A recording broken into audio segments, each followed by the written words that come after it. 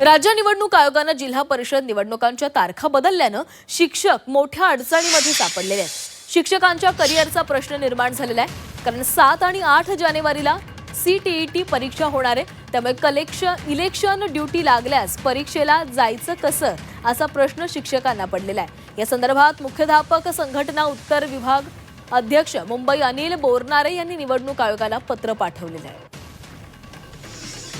आमची राज्य निवडणूक आयोगाला ही विनंती आहे की ज्या शिक्षकांची 7 आणि 8 फेब्रुवारी रोजी CTETची परीक्षा ही असेल, अशा शिक्षकांना या निवडणुकीच्या कामातून वगळण्यात यावे, जेणेकरून त्यांचं जे नुकसान आहे हे नुकसान होणार नाही आणि ते CTETच्या परीक्षेला बसू शकते।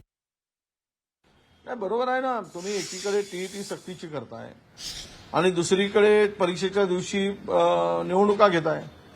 हे जरा राज्य सरकार आणि निवडणूक आयोगामध्ये समन्वय नाही किंवा निवडणूक आयोगाचं तोंड शिवलं आहे।